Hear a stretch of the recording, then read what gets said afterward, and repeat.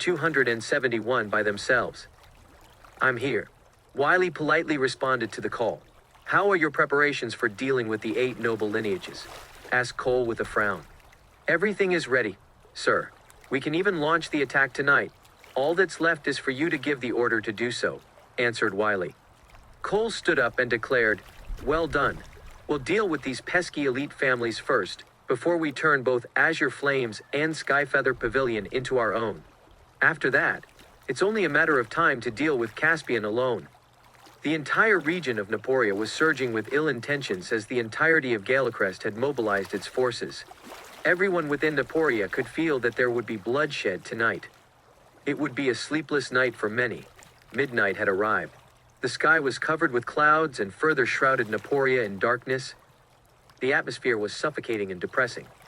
Meanwhile, at the Landor Residence, the building had a modernized and luxurious design, which seemed like the complete opposite compared to the Zann family's Swallow Castle. Georgie was sitting on a sofa with a grave expression on his face. Surrounding him were other powerful figures within Naporia. Georgie had been having trouble with his appetite and sleep recently, as he felt that Galecrest might strike at any point in time. He then summoned all the other heads to discuss their next course of action. It was Georgie who had approached Caspian for cooperation and had taken the initiative to appoint him as the alliance leader. And he had now become the target for Galecrest. It was why he was hesitant about revealing his hand for the entire time. Georgie knew he would be in the most trouble, considering he was the first one pushing for the agenda. Georgie turned to the middle-aged butler beside him and asked, do you think security will be enough with all the men arranged around us? No problems, sir. I've assembled every man that the Landor family had trained as per your instructions. We can guarantee this place will be safe, answered the butler. Georgie nodded, although he was sure his men wouldn't be enough to fend off Galecrest's forces if they were to attack. My fellow gentlemen, how are your preparations? Asked Georgie as he looked around. Relax, Georgie. I've brought plenty of my highly trained men with me. Galecrest's men won't be going home alive if they dare to attack us. With the 7 of us united together, we have nothing to be afraid of. The 6 men around Georgie all spoke out with confidence. They had gathered their finest men in order to fend off Galecrest. The Landor Residence was now secure, with plenty of men planted all around the area. Where's Vermont? Is he not coming? Asked the head of the Hersey family. They were surprised that the Zann family was not present, even though they were the strongest among them. Georgie looked up at his butler. I've already instructed my men to invite Vermont. What did he say? The butler politely answered, I never had the chance to see Mr. Zann Sr. at all. He seemed to have been busy dealing with some matters. Georgie's expression turned for the worst. Just what the hell is Vermont doing? Is he chickening out now that our enemies are coming for us? Maybe he's plotting something behind our backs, and just waiting to swoop in once the battle is over. I wonder if he could guarantee that his own family would be safe from Galecrest's attack. That won't be possible. Galecrest wouldn't possibly let any of us go, including the Zanns. The men all spoke out with anger. They believed that Vermont was hiding from fear. Forget it. We can't really tell the Zann family what to do. Let's just focus on the matter at hand. We can still look for Vermont after we've dealt with Galecrest, declared Georgie. The head of the Wylie family spoke up. Any news from the alliance leader? The men then looked up at Georgie with anticipation. They were not bothered by Vermont's absence as they were more concerned about Caspian's appearance. They needed Caspian's help now more than ever, as they would be dead without him when Galecrest attacked. Georgie smiled. Mr. Lynch had promised to help us when I last visited him. The men felt relieved upon receiving the reassurance that Caspian would be there to help them. They were all well aware of Caspian's strength, especially when they realized that Aster couldn't even handle a single punch from Caspian. Meanwhile, outside of the Landor Residence, a dozen men, clothed in black, popped out of nowhere. They were all men from the old division of Mahayan Pavilion, with Wylie at its helm. Wylie stared into the Landor's brightly lit house as he suppressed his anger. He couldn't believe how evil Cole was for sending him to deal with the 8 Noble Lineages. The plan was too obvious even for Wylie. He could tell that Cole wanted Mahayan Pavilion to be eradicated by sending them to certain death. He realized that Cole would be the winner in the end, no matter what. Wylie couldn't afford to resist Cole, and could only obey and carry out his orders. Mahayan Pavilion would have been wiped out if he tried to go against Cole. Dad, Mr. Wilson had sent us some insider information. Apparently, the Zanns are not present with the 8 Noble Lineages right now, said Billy. Billy was in a very good mood as he was now a senior member of Galecrest. He had also just been assigned to eradicate the 8 Noble Lineages along with Wylie. Wylie felt helpless as he looked at his foolish son. Do you really think the promotion you got is a good thing? He would have sent us more reinforcements if he had truly wanted to help us. He's an evil man. He's clearly just sending all of us to our death to wipe out the rest of Mahayan Pavilion without dirtying his own hands. Don't ever forget your allegiance, son. Billy was upset by his lecture. What are you talking about, Dad? Mr. Wilson appointed me as a senior member because he highly approves of me. As long as we contribute to Galecrest, he will surely help us rebuild Mahayan Pavilion. Wylie was left speechless. He couldn't believe that his son was satisfied and convinced with a mere position that amounted to nothing. He was in awe of the evil tricks Cole had used on his own kin. What should we do next, Dad? Asked Billy. Wylie finally snapped back to his senses and focused on their mission. It's great that all 7 of them are together. Saves us the time to go looking for them one by one, said Wylie. Mahayan Pavilion wasn't as powerful as it used to be, but he reckoned that he still had enough men to deal with these elite families. He surmised that the family's fighters were no match to his highly skilled men. Chapter 272, Wylie Surrounded. Billy stood up and declared, "Let me lead the charge this time, Dad." He wanted to make a name for himself by leading a successful attack and completing the mission. "Sure, but you need to be careful," replied Wylie. "Relax, Dad. I know my limits," answered the excited Billy.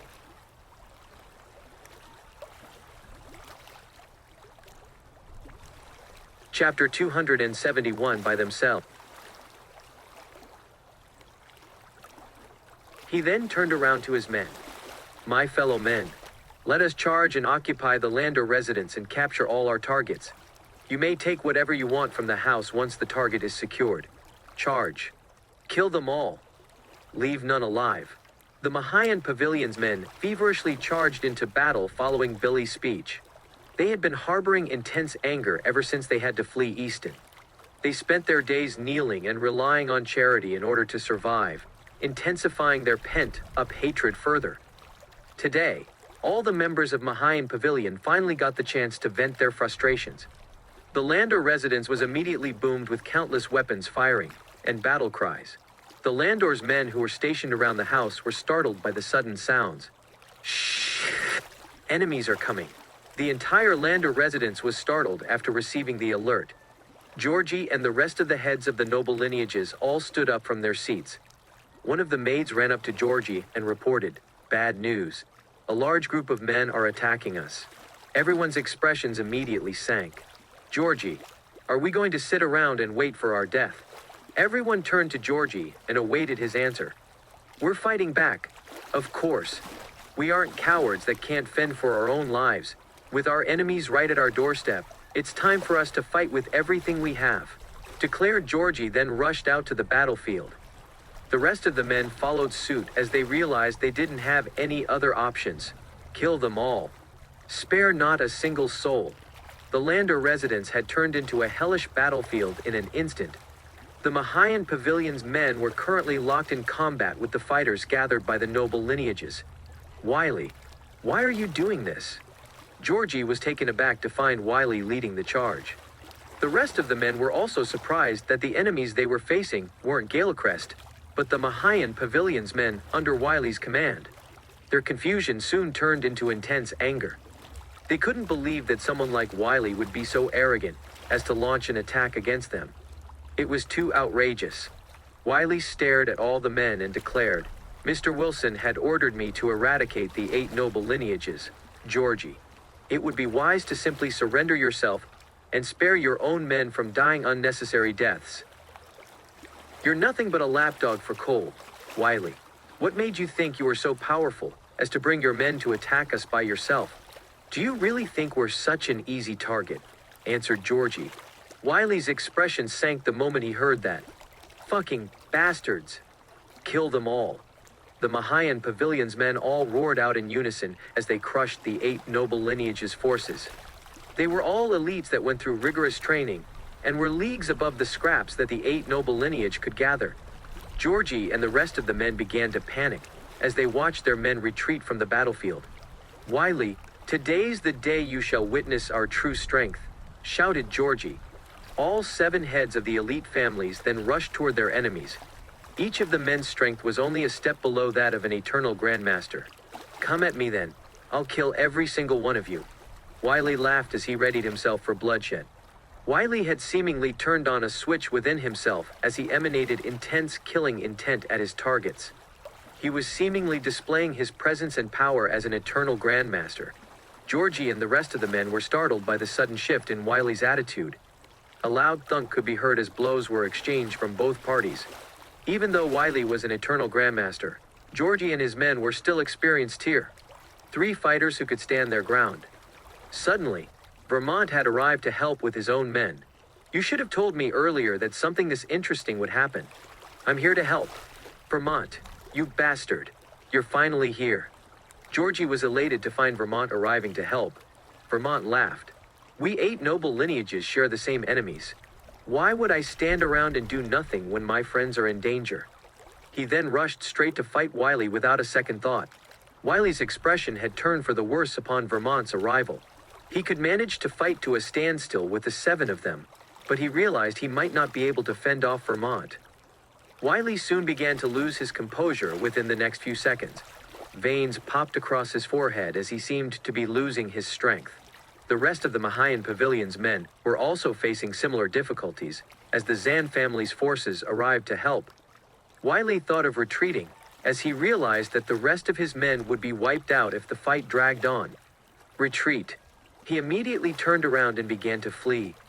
"Don't let this bastard get away. Get him," shouted Georgie upon realizing that Wylie was running away. Georgie understood that he might not be able to stop Wylie from running away as he was still stronger than them. "I can't believe I've fallen for your trap. This isn't the end. All men of Mahayan Pavilion, retreat," shouted Wylie. Billy immediately acted on the given order even though he was still fervently locked in battle. Suddenly, a voice rang out in front of Wylie. "Trying to run, Wylie, it's too late." Wylie's expression instantly turned for the worst. "Melvin, why are you here?" Melvin had arrived with reinforcements of his own. He smiled and replied, "I've made a mistake by letting you get away back in Easton, Wylie. But I won't let it happen again. Mr. Lynch had ordered for your death." "Caspian Lynch," roared Wylie. Wylie realized that he should have known that this entire operation was a trap. He didn't want to prolong his stay on the battlefield, as it had turned hectic with Melvin's arrival. "Your beloved celestial sanctum is no more, Melvin. You should be trying to pick up the pieces back home instead of meddling with the affairs in Naporia," shouted Wylie. He could not comprehend what Melvin was trying to achieve. "I'll deal with your men back in Easton after I kill you right here," answered Melvin. Wylie finally realized that escape wasn't possible. He could only fight to the death now that he had no other options left. "I'm bringing you down with me today." The battle resumed even though Mahayan Pavilion was on its last legs. Melvin and Wylie faced off against each other while the rest of their men duked it out. Melvin managed to land a strike on Wylie's chest. Wylie coughed a mouthful of blood and fell onto the ground. Vermont and the rest of the men swarmed upon the disarmed Wylie the moment they saw the opportunity to do so. Dozens of blows rained upon the already beaten-up Wylie. Chapter 273, Countless Sins. "Dad," shouted Billy, as he witnessed Wylie being ganged up. The Mahayan Pavilion's men had already lost their spirit. They began to retreat after losing their ground, and some had even given up on resisting, and just surrendered. Wylie's expression turned for the worse as he witnessed the tide on the battlefield turning against him. He realized that losing these remaining elite members of Mahayan Pavilion would spell the end of its existence. Mahayan Pavilion would cease to exist within Diatoran. "Are you still trying to resist, Wylie?" asked Melvin as the rest of the men watched. Wylie struggled to stand up as he faced the men and shouted, "Do whatever you want with me!" "I've lost. But I would never surrender to the likes of you, Melvin." He had already mentally prepared himself for certain death. His life began to flash before his eyes, starting from his teenage years dawdling around Diatoran, joining Galecrest in his 30s. and helping Mahayan Pavilion to make a name within Easton in his 50s. Then, he became the master of Mahayan Pavilion in his 60s. He also recalled the subsequent eradication of Celestial Sanctum. Wylie and Melvin had been enemies for as long as he could remember, and he felt nothing but anger for losing to someone he had once defeated. He would rather face certain death than kneel before Melvin. Melvin smiled. "Who do you think you are, Wylie? You're not even worthy even for me to dirty my hands. I'll leave your fate to Mr. Lynch." Wylie was surprised. "What? Even Caspian is here." "Greetings, Mr. Lynch," roared Melvin. The heads of the 8 noble lineages, along with all of their men, knelt down in respect and shouted in unison, "Greetings, Mr. Lynch." The sound of a rumbling engine could be heard from above. Wylie looked up toward the pitch black darkness to find a helicopter hovering across the night sky.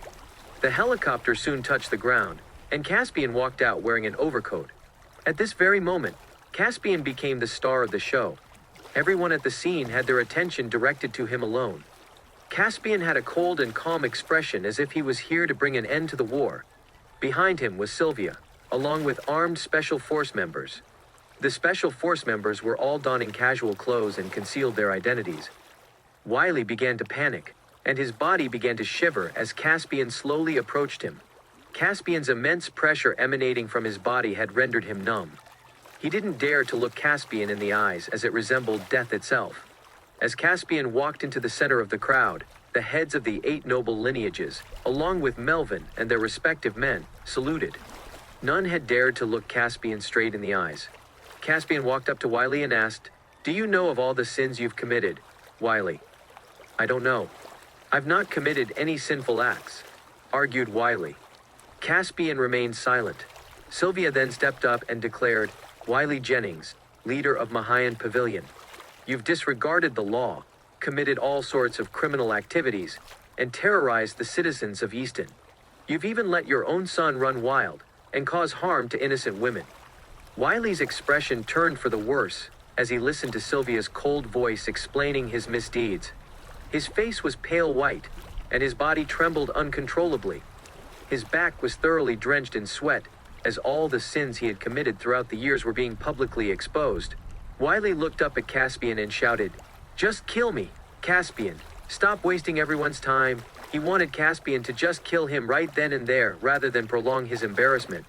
Caspian looked him dead in the eye and explained, "Death would be too easy of a way out for someone like you who had committed countless sins, and killing you would only unnecessarily dirty my own hands.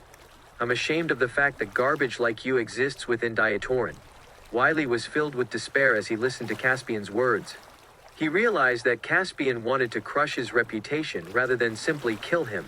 Caspian waved his hand at his men and ordered, "Arrest and hand him over to the Inspector General's office for appropriate punishment. Announce all of his crimes to the public and put him on trial before executing him." A few of the Special Force members walked up and forcefully carried Wylie away. Afterward, Caspian turned around to face everyone else. His imposing presence had Melvin and the heads of the 8 noble lineages politely lowering their heads. They knew better than anyone else that they had plenty of blood on their own hands as well. They began to panic as they silently awaited their judgment. Caspian, however, remained silent with a smile on. He had known of all the crimes the 8 noble lineages had committed, but he couldn't care less so long as the lives of the common folks were not affected by their shenanigans. It would be troublesome for Diatoran if he decided to kill everyone standing before him and cause a power vacuum. Caspian decided to remove the worst of the worst and ensure that the citizens of Diatoran could live a peaceful life. "Dad," shouted Billy as he watched Wylie being carried away. He felt nothing but despair as he realized that Mahayan Pavilion was no more, and that he would also receive heavy punishment for his crimes. Caspian turned to look at Billy. Billy began to tremble as Caspian's gaze felt like impending doom for him. He knelt down in front of Caspian and begged, "Please spare my life, Mr. Lynch." He began to beg desperately as he realized he would end up executed for his crimes if he were arrested. Caspian coldly exclaimed, "I won't kill you just yet. You'll go back to Galecrest and personally report to Cole. Tell him that I will be coming to eradicate Galecrest in due time." "Of course." Billy nodded his head and crawled away to safety. Caspian then turned to face the rest of the Mahayan Pavilion's men. who had been raising their arms to surrender. Arrest and hand all of them to the Inspector General's office as well. The Mahayan Pavilion's men would be arrested and imprisoned for the rest of their lives. Melvin and the rest of the men saluted Caspian once more. Mr. Lynch. They were both in awe and terrified of the fact that Caspian had managed to resolve the situation in such a short time. Melvin continued, Mr. Lynch, now that Wylie is arrested and Mahayan Pavilion is no more, what is our next course of action? We will be going after Galecrest in 2 days, declared Caspian. Melvin and the heads of the 8 Noble Lineages were delighted to receive the order. Vermont's and his men's eyes lit up with fire. They had been waiting for such a day for a long time. Caspian would soon be leading the charge against Galecrest, and it would be a battle that Galecrest couldn't possibly win against. Chapter 274, The Siege on Galecrest. The folks of Naporia soon learned of Wylie's crimes after he was arrested and put on trial. News of his execution would soon follow. The folks in Easton celebrated in the streets as they received news of Wylie's arrest. They had been waiting for such a day for a very long time. Meanwhile, at Galecrest headquarters, Billy was curled up on the ground while sobbing uncontrollably. Sir, please avenge my father. He had broken down into tears ever since he learned that Wylie had been executed. Cole's expression was sunken, as he had never anticipated things to turn out this way when he ordered Wylie to attack the 8 Noble Lineages with his men. And worst of all, the man leading the charge ended up arrested and publicly shamed before being executed. Cole couldn't help but pity Wylie for what he had gone through. He'd also realized just how powerful Caspian was once more. The 8 Noble Lineages of Naporia were all willingly working for Caspian. It would be difficult to try and make a move against Caspian. Cole composed himself before facing the sobbing Billy. Stand up, kid. I'll think of a way to avenge your father. Thank you, sir, answered Billy respectfully. Billy had no one left to rely on other than Galecrest now that his father was dead. Cole simply dismissed and ignored Billy's pleas now that he was practically worthless since Wylie was dead. He then turned to Night Shadow at his side. Night Shadow! Night Shadow emerged from the corner of the room. Yes, sir. Any news about Caspian? Asked Cole. Caspian had already ordered the eradication of Galecrest in 2 days' time. Ridiculous, shouted Cole as he smashed a vase beside him into pieces. He couldn't believe a good-for-nothing like Caspian would dare to declare the eradication of the entirety of Galecrest as if saying they were nothing in his eyes. How dare he try to attack us, that bastard! I'll kill all of his family first, declared Cole angrily. He then turned to Billy. Billy! Billy saluted Cole without a second thought. Yes, sir? I'm giving you 1,000 of my elite fighters. Your only task is to head over to South Lake City and kill all of the stewards. We'll see if Caspian still dares to threaten us after that, declared Cole, emanating murderous intent. Billy nodded. Yes, sir. He would avenge his own father's death by killing Caspian's family. It was only proper that he paid homage to his late father with the blood of his enemies. Cole then waved his hand and dismissed everyone. You may go and prepare for your mission. He fell into deep thought as the room fell silent. He began to consider the possibility that he could not defeat Caspian in a fight.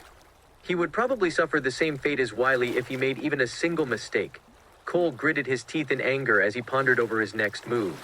He then suddenly pulled out his phone and called up a mysterious contact whose number he had only memorized in the deepest parts of his heart. It was his last resort of sorts. He deemed it necessary for the current situation. The call quickly connected, and Cole was greeted with an aging voice. What's up?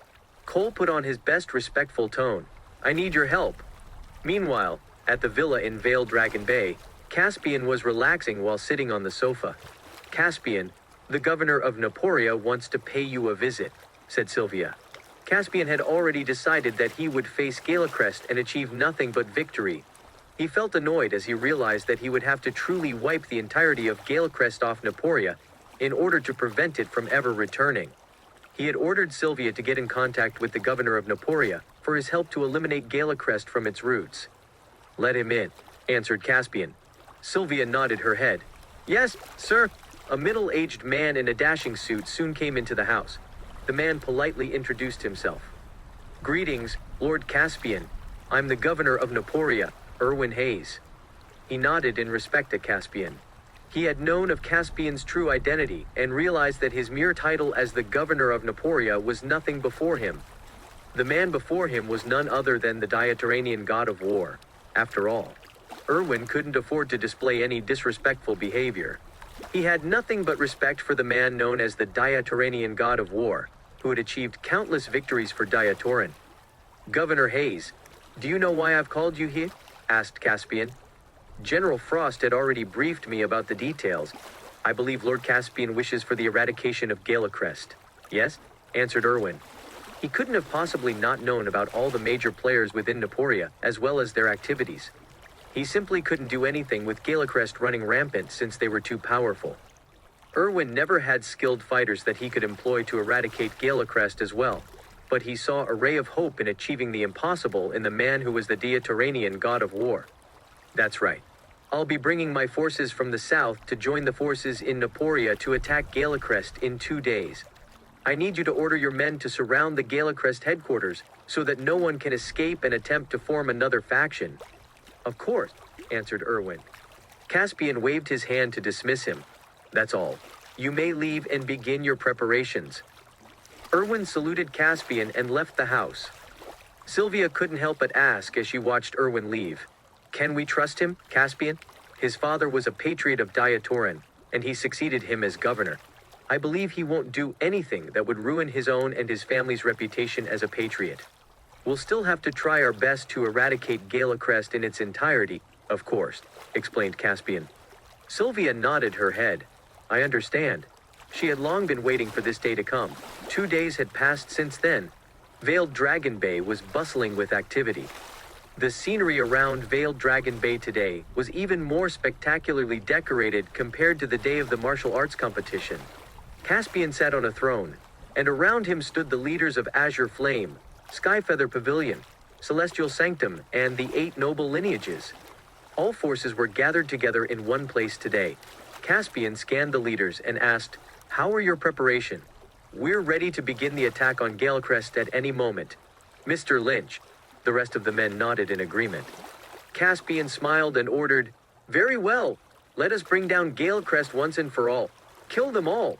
Battle cries soon exploded across Veiled Dragon Bay as countless soldiers marched into battle. Meanwhile, Cole was sitting atop his own throne within the Galecrest headquarters. He remained calm as he heard the battle cries start closing in, seemingly ignoring it like it had nothing to do with him. "Master, Caspian has finally ordered the attack," said Night Shadow. "Stand your ground. We'll never let them defeat us," answered Cole. "Yes, sir," answered Night Shadow before leaving the room. Suddenly, Cole stood up from his throne with the intent to kill. Chapter 275, 1-on-1. Both sides were locked in intense combat. "A report for Mr. Lynch. We've defeated the first batch of fighters from Galecrest." "A report for Mr. Lynch. We're breaking into the headquarters." The soldiers' morale grew as news of their successful attack was being announced to Caspian one by one. "It's time to go all out. Mr. Lynch, we can finally defeat Galecrest right here and now." Melvin and the heads of the 8 Noble Lineages looked at Caspian with anticipation. They were all eagerly awaiting his orders for the final attack. Caspian, however, seemed bored, as if dealing with Galecrest was just a simple matter that wasn't worth his full attention. He stared at the Galecrest's headquarters and coldly exclaimed, "Let's go have a talk with Cole." The men were elated as they had been waiting for this moment for a long time. They all followed behind Caspian as they walked into Galecrest's headquarters. The building was no longer intact as it faced its worst attack yet. The morale of the men from Galecrest was at its lowest. They realized they couldn't possibly fend off such a huge amount of attackers. "Sir, we can't hold on much longer." "What are your orders, sir? We can't possibly continue losing our men like this. We should retreat and escape, sir." "It's still possible right now." The crowd within the headquarters was panicking. They discussed their next course of action as they had lost all morale and reason to fight. They wanted to flee as they were worried about what would happen if they were caught. Cole remained seated on his throne as his expression turned for the worse. The amount of time it took for Galecrest to be defeated was way faster than he had expected. He couldn't believe he had lost almost all his men in a mere 2 hours. Galecrest just couldn't fight against such a huge alliance. Cole finally stood up and shouted, "Shut up!" The headquarters instantly fell silent. Everyone present lowered their heads and didn't dare to speak another word. "They won't be defeating us today. Galecrest will not fall. Don't even talk about running away. That's not something we would ever do. Stand tall, my friends. We will face them head on until we perish, roared Cole. Everyone's expressions immediately sank. They had been enjoying a carefree life under the protection of Galecrest. But they now realized that their days were numbered. Even though they didn't want to fight to their death, they couldn't possibly go against a direct order issued by Cole. Meanwhile, the road leading into Galecrest headquarters was littered with corpses. A dozen corpses would come into view every time the men took a single step. It was truly a road paved with blood. The heads of the 8 noble lineages were getting goosebumps all over their bodies as they looked at the gruesome scenery. The air was filled with nothing but the smell of blood. They noticed that Caspian remained calm and collected as he walked straight ahead, as if he had gotten used to seeing such sights. He had indeed seen an even worse sight, where casualties would pile up to the tens of thousands. They couldn't help but admire and respect Caspian for being able to compose himself. Everyone had gotten even more curious about Caspian's true identity, and they had also gotten more afraid of him at the same time. Caspian soon finally brought the men to the Boulder Plaza in front of Galecrest headquarters. Currently, there were still soldiers locked in combat in front of them. The casualties had been piling up as Galecrest's men tried to defend their base while retreating. They wanted to escape from the battlefield. Even they could tell that they were at the losing end. The master of Galecrest is here. Cole walked out from Galecrest headquarters while his men announced his presence. Night Shadow quickly followed behind him, along with 100 elite fighters. Mr. Lynch, the leader of the Alliance, is here. Melvin announced Caspian's presence in response as they walked up to the center of the plaza. The two figureheads stared at each other with immense killing intent the moment they met. Cole gritted his teeth in anger. Caspian. Caspian just smiled. It's been some time, Cole. Why do you want to eradicate Galecrest, Caspian? What good would the destruction of Galecrest do for you? You still have a chance to surrender, and I shall still spare your life. You're telling me to surrender? The two of them were locked in a verbal confrontation. Cole had never once thought about surrendering as the master of Galecrest. Take a good look around you, Cole. The entirety of Veiled Dragon Bay is painted red with men's blood. What's the point of continuing this fight? It's only going to increase your casualties. Why don't we face each other one-on-one instead? I'll pull back my forces if you win, but if you lose, all of your men will also be eradicated, explained Caspian. Caspian decided to offer a chance for a one-on fight as he knew Cole wouldn't surrender. Cole remained silent for a while before brandishing a huge machete. His actions had spoken louder than any words could convey. The huge machete seemed cold and menacing as it glinted. Caspian, however, remained unarmed as he stood there with his arms folded and without making any movements. Let's have a duel to the death. Caspian, show me your weapon, said Cole. Caspian just smiled. My fists are more than enough to deal with the likes of you. Cole laughed out loud. What an arrogant bastard. Don't blame me for being merciless when I cut down your head. He then charged in at Caspian with both hands gripping onto his machete. He displayed his prowess as an eternal grandmaster who overshadowed the likes of Melvin and the rest of the men.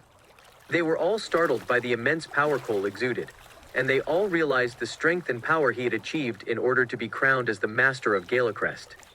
The men all looked back to find Caspian remaining as calm and composed as ever. Caspian's hands remained folded at his back while he waited for the incoming attack. He finally smiled as Cole rushed toward him. Neither an innate or eternal grandmaster could prove to be his opponent after all. Cole dashed once more and aimed his machete at Caspian's neck. Caspian then took on a stance and launched a single blow. A simple thud echoed throughout the plaza. Cole was sent flying back to where he once stood, struggling to stabilize himself. The machete in his hand was somehow trembling. How is this possible? Cole was frozen from shock as he'd always assumed he was the strongest person within Naporia. Not even Aster and Avery were a match for him. He quickly realized that he was no match for Caspian. It only pained him further as he watched Caspian act calm and even looked bored of their fight. Chapter 276, Too Weak. Once more, Cole exclaimed furiously. He charged forward a second time. Once again, it was a muffled sound that reverberated across the plaza. Those at the side hurriedly took a few steps backward, lest they become collateral damage. The power unleashed by both parties astounded everyone. Melvin, Vermont, and the rest were all frozen on the spot. They were taken by surprise. They never expected that Caspian would be so much more powerful than Cole. At first, they were anxious about the battle. However, Caspian only needed one move to convince everyone that he was way stronger than Cole. Aster and Avery looked at each other. Both of them looked utterly shocked. They had always thought that they were strong. Witnessing Caspian's combat skills was a humbling experience. Half a minute later, someone was thrown out. When the people looked closer, they realized it was Cole. He started throwing up blood. His face had been disfigured. One look at his face, and they could tell that Caspian had caused him great pain. When faced with Caspian, the venerable master of Galecrest did not even have a chance to fight back. If they had not seen it with their own eyes, they would not have believed his deafness. Master! Night Shadow ran up to Cole immediately to give him a hand. Cole staggered backward before he finally regained his balance. He just stood there and looked at Caspian, astonished. "How are you so good? It's not possible. You're still so young. How could I not even compete with you?" Cole said. He'd always assumed that Caspian was too young and would never be at his level no matter how skilled he was. However, judging from the battle they just had, Cole realized that he was no match for Caspian. At that moment, Cole looked at Caspian with extreme fear in his eyes. How could this matrilocal son-in-law be so young and powerful? What could his real identity be? Cole was brimming with questions. "Have you made up your mind? Will you surrender or die?" Caspian said coldly. "I'll never surrender," Cole proclaimed loudly. He then looked to Night Shadow and ordered, "Night Shadow, attack him."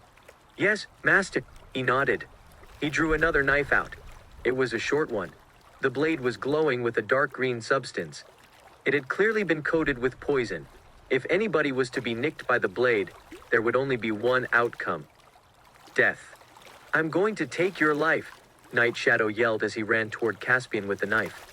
Gripped tightly in his hand, he just vanished like a ghost. Everyone watching was shocked. "I didn't know someone here knew stealth," Caspian said as he frowned. It seemed like Night Shadow was not a simple fighter. He actually utilized stealth. This technique had been lost for a long time. The timing was advantageous to this person as it was nighttime. It seemed like Night Shadow came prepared. Nonetheless, he only took advantage of the dark and used quick steps to hide his movements. Caspian was unbothered. He just stood where he was. Even if Night Shadow had such tricks up his sleeves, it did not matter. All these years, many had wanted to kill him. Nonetheless, they all died tragically. It was at that moment that Night Shadow suddenly appeared behind Caspian. He held the blade to Caspian's neck. Caspian would be in danger if he were to get pierced. However, Caspian looked like he was not going to do anything. "Mr. Lynch!" Melvin and the others began yelling frantically. Night Shadow smirked as the tip of his knife was only a few centimeters away from Caspian's neck. He could already foresee Caspian's fate. If Caspian died, Galecrest would be saved. It was now or never. "You must have a death wish. How dare you attack Caspian?" A loud voice could be heard next to Night Shadow. He was frightened. When he turned to look, he found Sylvia rushing toward him with a scowl on her face. She raised her leg and kicked Night Shadow. His face stiffened. He had a feeling that Sylvia was really powerful. It would definitely be bad if he were to get kicked. He immediately retrieved his hand to block Sylvia, but it was too late. Sylvia did not stop and went straight for Night Shadow. Following a muffled sound, Night Shadow was thrown out. Sylvia had kicked him on the forehead. After getting kicked, his head started spinning.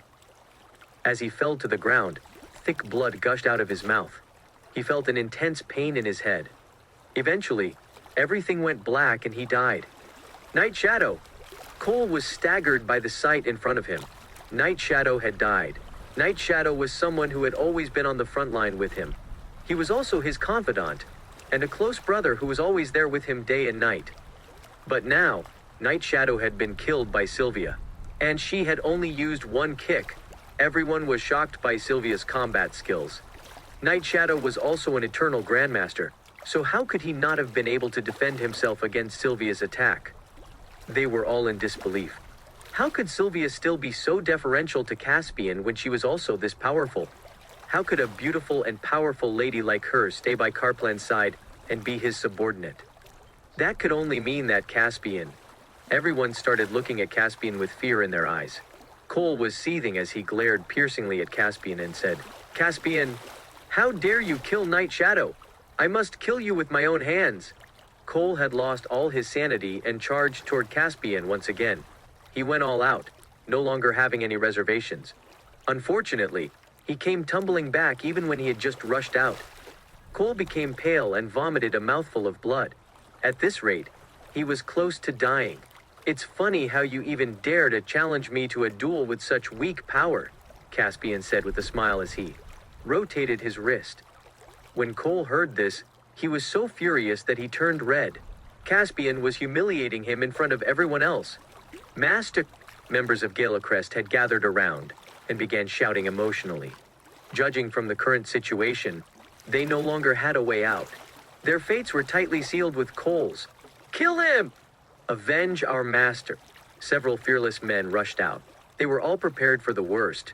When all the other forces were ready to attack, guards who were loaded with live ammunition rushed out. A loud sound accompanied their movement. All of the people froze. Erwin Hayes, the governor of Naporia, emerged from among the crowd. "All hail the governor!" The people knelt on the ground hurriedly. Even Astor and Avery knelt down along with the others. Only two people remained standing in the entire plaza. It was Caspian and Sylvia. Caspian was just standing there with his hands behind his back. He was indifferent. Everyone was puzzled. Why was Caspian not bowing down to the governor? At the same time, Cole smirked. It was true that Caspian was the leader of the alliance, but that meant nothing compared to the governor of Naporia. Chapter 277, rather dead than humiliated.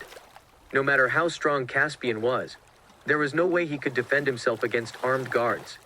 However, what happened next shocked everyone. Erwin walked up to Caspian with hastened steps. With a bow, he saluted Caspian.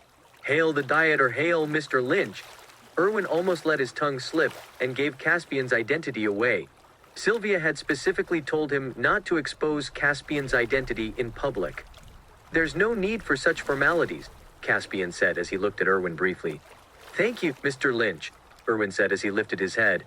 Everyone was dumbfounded when they saw Caspian's superior attitude toward Erwin. Why would Erwin, the governor of Naporia, bow to Caspian? What was Caspian's true identity? Was he really a matrilocal son-in-law from South Lake City?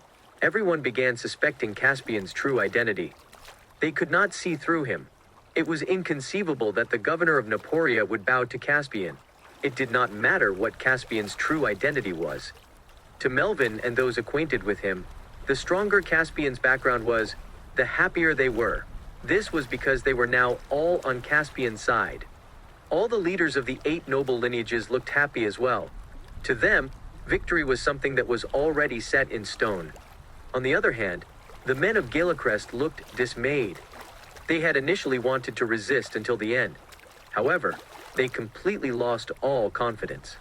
When they saw the governor of Naporia being submissive to Caspian, Cole's face was ashen. He never expected that Erwin would be subservient to Caspian. Was this really the end for Galecrest? Cole was devastated. "You may all rise now," Erwin said in a serious tone as he looked at the people. And so they did. Erwin then walked over to stand next to Caspian, not daring to speak a word more. The others might not know Caspian's true identity, but Erwin did. He had no authority to speak if Caspian was present. Cole held onto his chest and partially knelt on the ground. At that moment, he felt utterly lost. "Cole Wilson, do you admit to your crimes?" Caspian asked coldly as he stared at Cole. Laughing, Cole asked, "What am I guilty of?" He gritted his teeth and got up. He then jested, "Could it be that you plan to convict me, Caspian? The audacity! How dare you speak to Mr. Lynch in that tone?" Erwin came forward and exclaimed. His men then raised their firearms and aimed at Cole. The men of Galecrest trembled at this scene. No matter how powerful they were, they could not fight against those who were armed. Vermont and his men just remained on the sidelines. They did not have to join in. The situation was clear as day. Galecrest no longer had any chance of making a comeback. "You can't possibly think that you can just destroy Galecrest? The fact that I'm able to become the master of Galecrest means that I'm not someone who gives up easily," Cole said through gritted teeth. He could not accept his failure. Caspian had only shown up for a few days, and yet he had already destroyed Galecrest. Cole glared at Caspian, his eyes filled with fury. As the master of Galecrest, you've been imperious in Naporia. You've long been the subject of detestation among the people here. Today, you must receive the punishment you deserve. If you stop resisting and surrender immediately, we might still grant you leniency, Caspian proclaimed sternly. Silence filled the entire plaza. Everyone was waiting for Cole to surrender. With how things were going, there was absolutely no way for him to turn the situation around. Now that the governor of Naporia had gotten involved, Galecrest would undoubtedly be defeated. To everyone's surprise, Cole laughed out loud as he looked at the sky. Stop bluffing, Caspian. Grant me leniency? You must be joking. Even if I had 10 lives, that wouldn't be enough for me to redeem myself after all that I've done. Asking me to surrender is like asking me to die, Cole cursed. Ever since he became the master of Galecrest, he had committed countless sins in Naporia. He would never surrender. Looking at Cole's stubbornness, Caspian scowled and said, You insist on being so stubborn.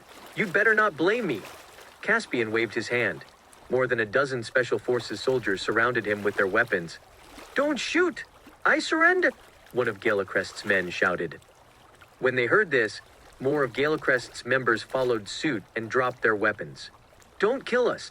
I've already put down my weapon. I surrender. One by one, all of Galecrest's men placed their hands above their heads. Faced with live ammunition, they all lost the desire to resist. They could only surrender. Otherwise, they would lose their lives. What a bunch of useless garbage. Why does Galecrest have spineless cowards like you? So what if you die? I can't believe all of you actually surrendered to our enemy. It's a shame. What a shame. Cole shook his head in dismay as he looked at his men. They had made a pact, but it seemed like their true colors had finally been revealed. When they heard this, many of the men lowered their heads. They had nothing to say. Cole, do you see it now? Your subordinates have given up on resisting. Are you still going to be obstinate? Caspian laughed. Cole became silent. Galecrest had dominated Naporia for more than a decade.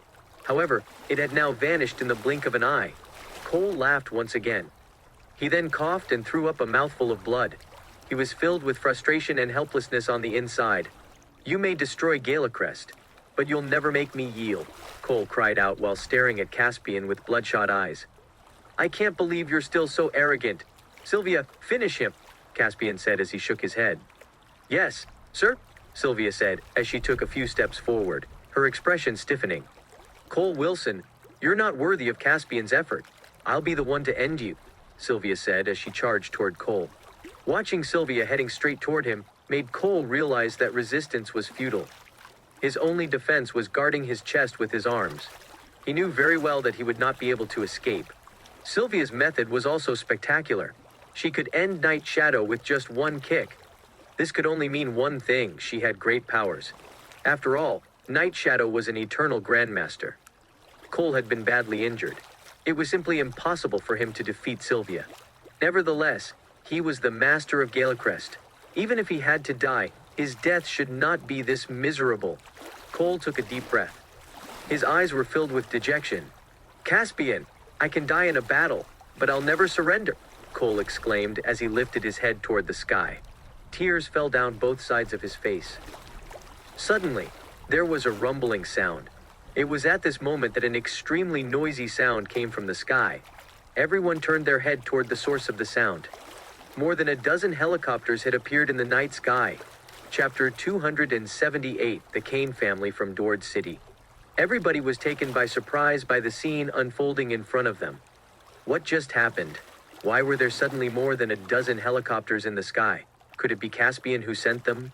Or maybe it was the governor of Naporia? Everyone looked toward Caspian. They assumed that it was him who had sent the helicopters. However, Caspian had a frown on his face. Getting rid of Galecrest was a simple task. There was no need for him to summon more of his soldiers. That could only mean that these helicopters were. Cole suddenly laughed out loud. I told you. You can't kill me, Caspian. Do you see it now? My reinforcements have arrived. Cole suddenly roared with laughter. Cole was exhilarated. His reinforcements arrived just in time. The aircraft hovered in the night sky. Then, more than a dozen rope ladders were seen lowered from the helicopters. One by one, men clad in black climbed down the ladder and gathered on the ground. These men had an imposing presence. Each of them looked exceptionally skilled. At a glance, one could easily tell that they were martial arts fighters. There was an elderly man in one of the helicopters. He had a stern expression, and his piercing eyes scrutinized the entire plaza. What he did next shocked everyone. The elderly man shouted loudly before jumping off the helicopter. It was a few meters high. He landed with a dull thud. The elderly man stood on the ground firmly. Having witnessed this scene, everyone was flabbergasted. He was definitely not an ordinary person. He had to be trained in martial arts. However, Caspian remained indifferent and silent. So what if Cole's reinforcements came? "The master of Galecrest hails Alfred Kane," Cole announced deferentially as he rushed over to greet Alfred. "Cole, what happened?" Alfred asked solemnly. "Caspian gathered the people of 8 Noble Lineages and Celestial Sanctum to besiege us. Galecrest is in a dire situation now." "Alfred, I hope you can help us," Cole said desperately. "Caspian? I didn't know such a person existed in Diatora," Alfred said with a frown on his face. "Caspian was elected as the leader of the Alliance, but his real identity is the matrilocal son-in-law of the Stewart family," Cole explained. Alfred guffawed. If he had not heard it from Cole, he would have never believed that a matrilocal son-in-law could bring down the entire Galecrest. At first, Alfred was reluctant to come to Naporia. However, he and his men rushed over in the end. "Okay, enough of this. Just follow me back to Dord City," Alfred said calmly. "But, are you telling me to give up on Galecrest and my reign in Naporia?" Cole asked hesitantly. "What's the point of you staying here when Galecrest has already been destroyed?" "Let's just leave," Cole said in a frustrated tone. Cole still had the wishful thinking of reconquering Naporia. However, he was already at the point of no return. There was definitely no way that he could turn the situation around. Now that Galecrest had suffered a disastrous defeat, it would be impossible for them to make a comeback. "Yes, sir," Cole nodded as he hastened his steps to catch up with Alfred. "Stop right there," Caspian said as he stepped forward with a smile. "Who are you to stop me?" Alfred said as he turned toward Caspian, scorning. "I am the leader of the Alliance Cole mentioned," Caspian said, still with a smile on his face. Alfred laughed. "Leader of the Alliance?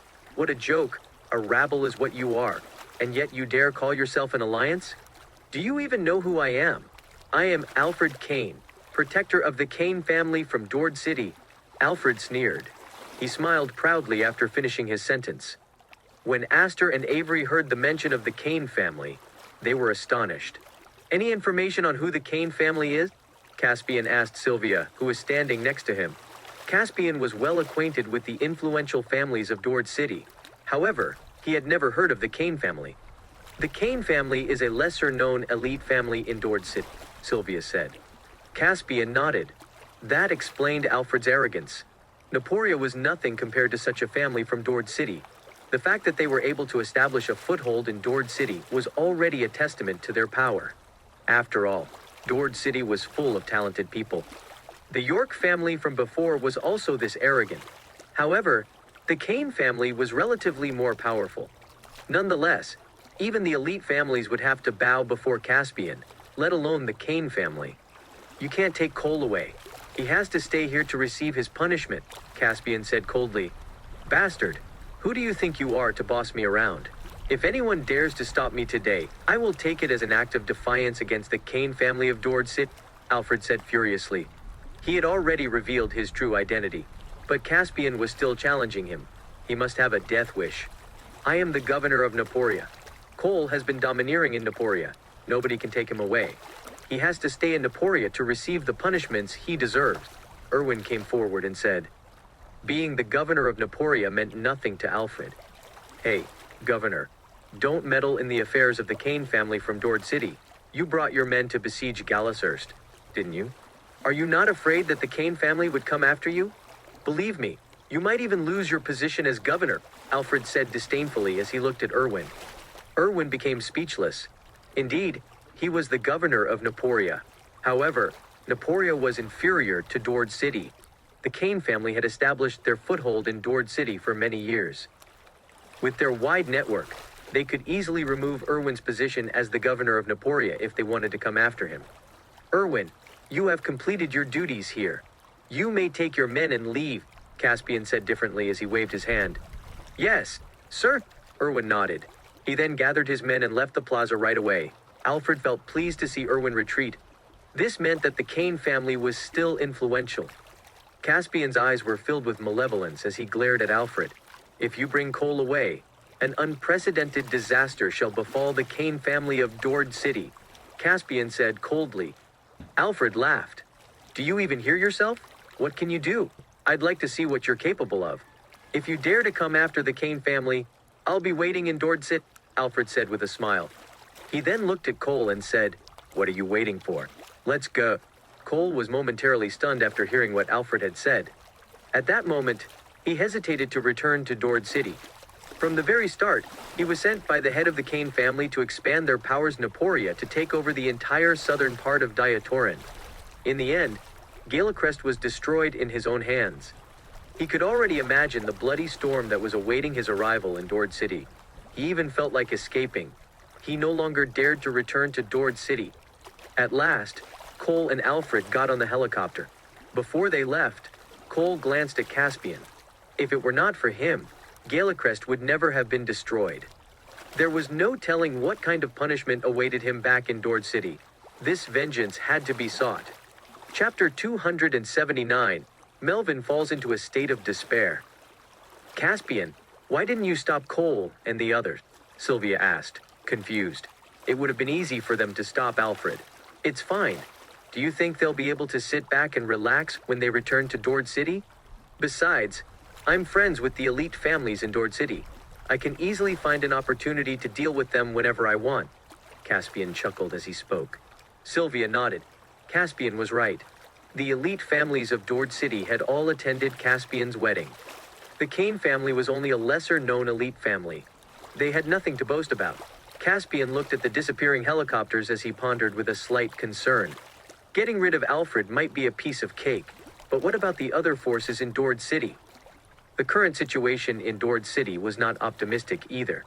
A lot of the forces were planning to go rogue. They were acting up even before the king. It was only a matter of time before they were eradicated.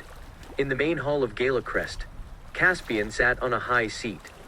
The people below were grinning from ear to ear. Even though Cole had gotten away, Galecrest was successfully destroyed. To them, it meant that their goal had been achieved. With that said, they could divide Galecrest's estates. They had long been waiting for this day to come. We were able to destroy Galecrest because of your help. Now that they've been destroyed, we shall proceed according to the arrangement we had made regarding the division of Galecrest's territories and estates. A portion of them shall be handled by all of you, Caspian announced to the people. Thank you, Mr. Lynch, Astor and the others said respectfully as they fell on their knees. They were simply overjoyed. Galecrest had been firmly rooted in Naporia, with many of their forces still active in the southern part of Naporia. Needless to say, the number of territories and estates under Galecrest's name was innumerable. Galecrest was like a huge feast for all the parties involved. Speaking of which, you may grow your forces. However, if I catch you being autocratic like Galecrest, you'll end up like them. Mark my words, Caspian said coldly. What he said shocked the people. Now that they had witnessed how powerful Caspian was, nobody dared to follow in Galecrest's footsteps. We'll definitely obey the law, the people shouted in unison. If there's nothing else, you may now be excused, Caspian said as he waved his hand. Astor and the rest of the people left the main hall of Galecrest. Caspian began brooding as he watched the people leave. He knew very well that these people were not sincerely obeying him. Once they followed in the footsteps of Galecrest, the only end that awaited them was death. Even after everybody else had left, Melvin was still standing there, looking utterly lost. He could not leave. He was still thinking about Easton and Celestial Sanctum. The destruction of Galecrest gave him nothing in return. Melvin, why are you still here? Is there anything else you'd like to say? Mr. Lynch, Galecrest has already been destroyed. What about the promise you made before? Melvin asked as he trembled with fear. You don't have to worry about that. Have a good rest tonight and we'll head to Easton tomorrow, Caspian said with a smile. Melvin wished they could just fly back to Easton right away to eradicate the four noble lineages. However, he could only accede to Caspian's instruction. Caspian waited for Melvin to leave before moving on to the next agenda. He looked at Sylvia, who was beside him, and asked, "How's the preparation going?" "Everything is ready. They're just waiting for your order," Sylvia responded. There was a club called the White Horse Club in Easton. It was the largest one in the city. Many supermodels could be found in the club. Seated in one of the luxurious cubicles were the leaders of the four noble lineages. They were celebrating the eradication of celestial sanctum. "We finally gathered together. Here's to hoping the four noble lineages can firmly maintain the seat of the supreme leader," Howard said as he stepped forward and raised his glass. "Cheer!" The other leaders smiled as they rose from their seats. Each of them emptied their glasses. "Howard, do you think Caspian and Melvin will still come back to Easton to challenge us?" Herman asked worriedly. The others were also looking at Howard as they were worried about this matter. Although they had eradicated celestial sanctum, they remained vigilant. This was because Caspian and Melvin could return to Easton at any time. They were afraid that there might be a catastrophe once Caspian arrived. "Don't worry, everyone. Caspian's currently preoccupied with Galecrest's matters. Who knows? He might have already been killed. Don't forget, Galecrest is very powerful," Howard said with a smile. They were relieved to hear this. They knew very well how strong Galecrest was. No matter how capable Caspian was, there was no way he could overthrow Galecrest. "Enough with the worries. Let's just drink till we drop." The leaders of the four noble lineages drank the night away and chatted happily. All of a sudden, there was a loud bang. The door to their private room was kicked open. Armed officers from the Inspector General's office rushed in. They raised their weapons and aimed at the leaders of the four noble lineages. "Who are you motherfuckers? How dare you interrupt our party?" Howard roared. They were the supreme leaders of Easton. How could these people just freely barge into their cubicles? The leader of the inspection team showed his identity card and said, "I'm the leader of Easton's inspection team. The four noble lineages were found to be in violation of the law. We request your cooperation in the investigation." "What?" The four of them were momentarily stunned. They were thinking of resisting. However, with so many firearms present, they did not dare to act rashly. "Take them away," the team leader said as he waved his hand. The leaders of the four noble lineages were then handcuffed immediately and taken away from the White Horse Club. The next day, there was breaking news that shocked the entire Easton. The leaders of the four noble lineages had been found in violation of the law and were captured by the officers of the Inspector General's office. The four noble lineages were at a point of no return. The people of Easton rushed to tell each other the news. For a moment, the streets of Easton were deserted. Melvin was ready and had come to the villa to look for Caspian. "Ms. Frost, I wonder when Mr. Lynch will be returning to Easton with me?" Melvin asked politely. "Caspian has left with Willow," Sylvia replied. Melvin was stunned to hear this. He had initially wanted to return to Easton and regain authority with Caspian's help. Why did Caspian suddenly leave on his own? "Where did Mr. Lynch go? Easton?" Melvin asked tentatively. "Caspian has returned to South Lake City," Sylvia said impatiently. "What? But Mr. Lynch promised me that he'd return to Easton with me to help me take back my territory," Melvin said rather emotionally. "The audacity! Do you think Caspian has to report everything to you?" Sylvia yelled fiercely. Melvin was frightened, his back drenched in cold sweat. "Forgive me," Melvin replied hurriedly. Chapter 280. Billy makes a run for it. "I have good news for you. The four noble lineages of Easton no longer exist," Sylvia said as she tossed him the latest newspaper. Melvin picked it up and saw the news right away. The four noble lineages were found to have violated the law and had been arrested for investigation. Melvin was utterly shocked as the huge headline stared back at him. What happened? The four noble lineages had been wiped out overnight. What method did Caspian use? Melvin's heart was starting to beat faster as he grew increasingly curious about Caspian's true identity. He had always wanted to dig into Caspian's background, but even after digging around, Caspian's identity remained a mystery. His files seemed to have disappeared from Diatorin and could not be traced through any channels. Because of this, Melvin had begun to grow more wary of Caspian. "Does that mean I can return to Easton and revive Celestial Sanctum?" Melvin asked. Considering how the four noble lineages had been dealt with by the law, he could return to Easton and make a comeback. That's no longer necessary. Caspian has given the instruction that there's no need for underground forces to exist in Easton, Sylvia said. What? But Melvin's heart dropped. What did Caspian mean? Was it no longer possible for Celestial Sanctum to return to Easton? He had helped Caspian to defeat Galecrest and even lost some comrades in the process. Was this how Caspian was repaying him? This was unacceptable. He wanted to protest, but once he saw the look in Sylvia's eyes, he knew that he had to give up on this idea. Melvin had seen what Sylvia was capable of. If he dared to try anything, he would die on the spot. Caspian has given his instructions. You've been working hard and given your all. He made a promise saying that the entire Celestial Sanctum may stay as long as you don't hurt anyone, Sylvia said. Melvin was speechless when he heard this. He then exclaimed, "Thank you, Mr. Lynch." For the time being, he no longer dared to ask for more. It sufficed that his force could be partially maintained. He could still develop it bit by bit. At this moment in time, he did not dare to challenge Caspian. Caspian and Willow were on a flight that was heading to South Lake City from Naporia. "Willow, I'm truly sorry. I wanted to bring you on a vacation to Naporia so you could unwind, but we ended up running into some trouble," Caspian said. It truly was his intention to take Willow on a fun trip. Unfortunately, being the Diatoran god of war meant he had great responsibilities. He could not just stand idly by when it came to protecting the people from harm. He had to step forward and resolve the problem as soon as he could.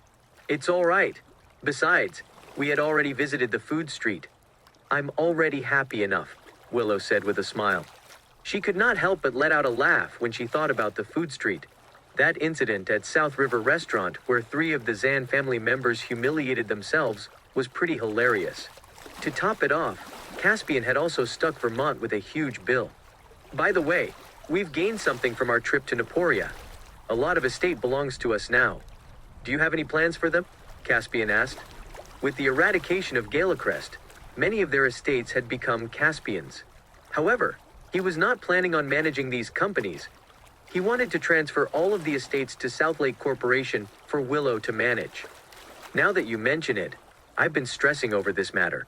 Lately, the development of South Lake Corporation has been way too rapid for me to cope with. I've decided to have my father send someone to Naporia so that South Lake Corporation can open a branch there, Willow said. She never expected that this trip to Naporia would yield such a big harvest. Since her father was being mistreated by the Stewart family, she thought of having him manage a branch office. Caspian nodded without saying anything. His first impression of Carl was pretty good. Meanwhile, Billy was running for his life on a freeway on the outskirts of South Lake City. He was drenched in blood. Previously, Cole had asked him to bring 1,000 men with him to South Lake City. Who knew that he would be ambushed on his way there? All the men were killed. Billy had been lucky and managed to survive. He did not expect that South Lake City would be so dangerous. The rest did not even make it inside the city and were already killed. He was even more dejected when he learned that Galecrest had been completely destroyed and that Cole had escaped to Dord City. Billy looked around him, feeling completely lost. He felt like a vagabond. He was the son of the master of Mahayan Pavilion. However, after Caspian appeared, everything was ruined. It was all because of Caspian that he had become so pathetic and miserable. "Caspian, I'll have my revenge," Billy cried out furiously. Nevertheless, he knew very well that if he were to seek Caspian for revenge now, he would fail miserably. He needed to join a force. Billy dragged his exhausted body and began fleeing like a madman. Somewhere nearby, a Special Forces soldier asked, "Macy, do we need to kill this person right away?" Macy shook her head. She had rushed back to South Lake City in advance.